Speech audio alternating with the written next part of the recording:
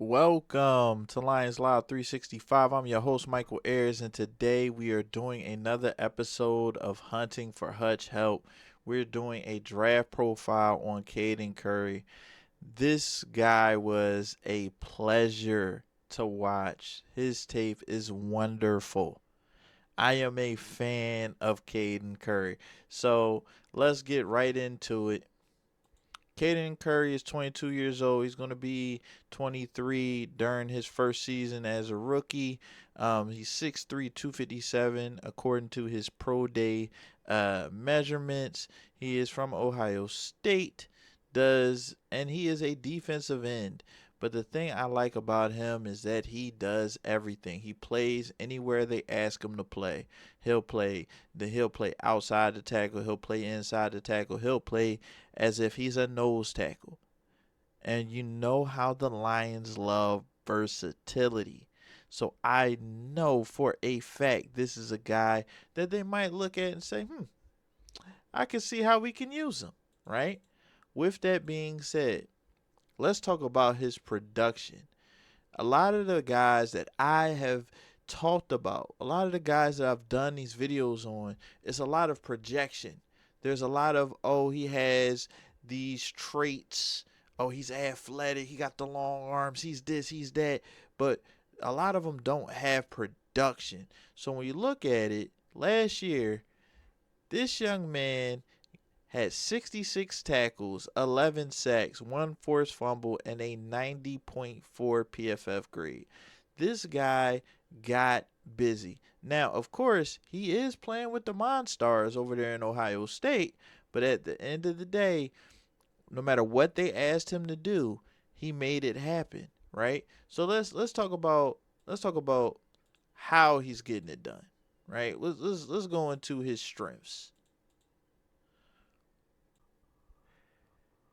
Caden Curry is great against the run. He has a deep pass rush bag. He has a level of versatility that I haven't seen in a while.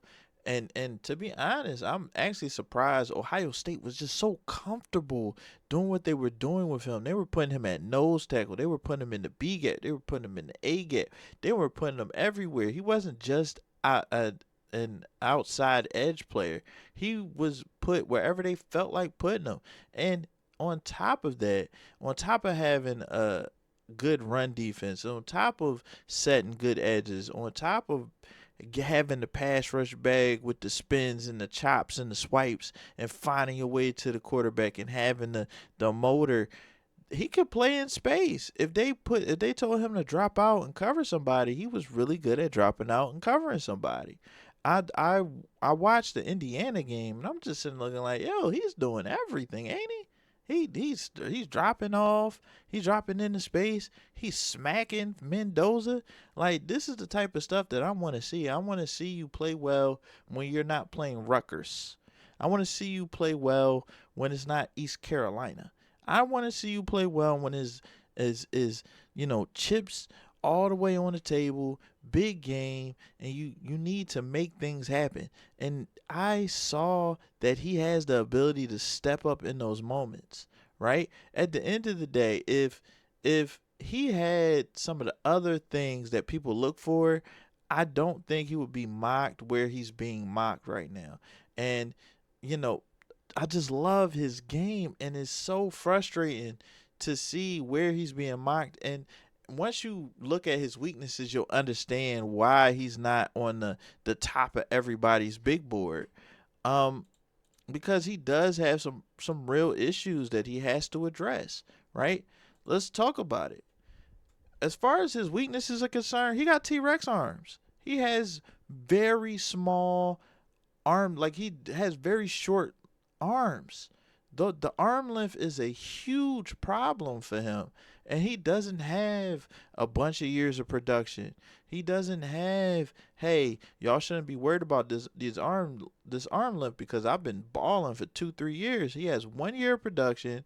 He has T Rex arms, and he didn't run a 40. I couldn't find a 40 for him.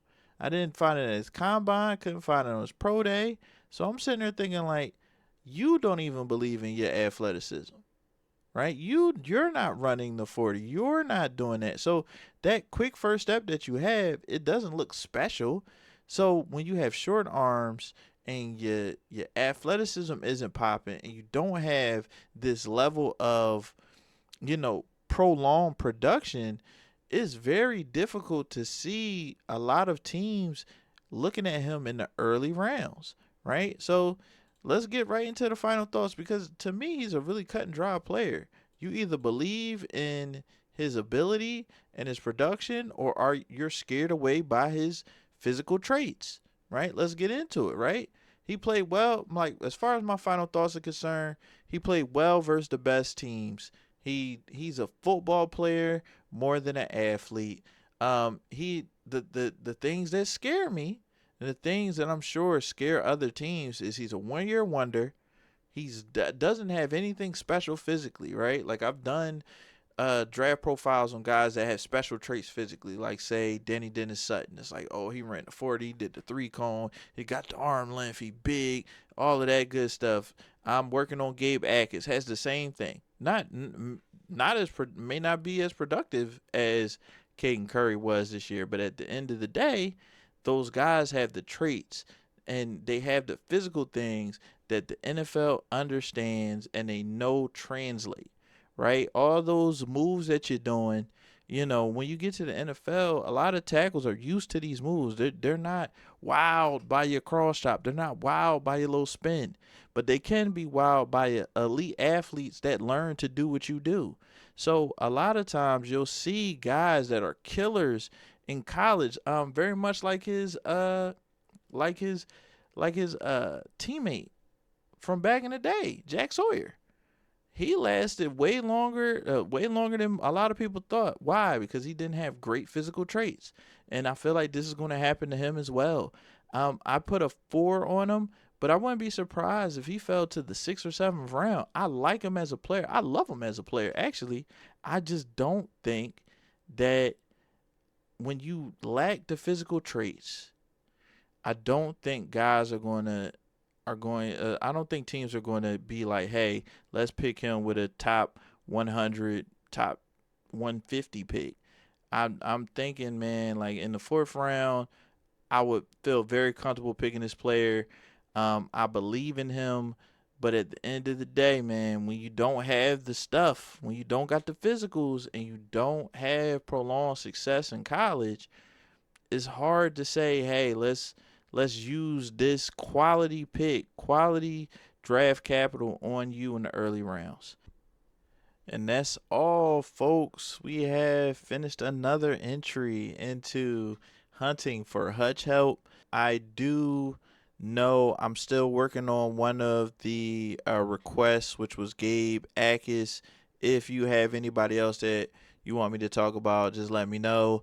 I should have those done in the next couple of days. I'm also working on some stuff for some of the older players in the draft. I want to talk about that. I'm working on a compilation for sleepers. I'm doing a lot. If there's anything that you want covered over the next couple of weeks before we hit the draft, let's get into that. Just leave that in the comment section. Let me know. And whether it is game day, draft day, or any day in between, it's Lions Live 365. Please like and subscribe. Peace out.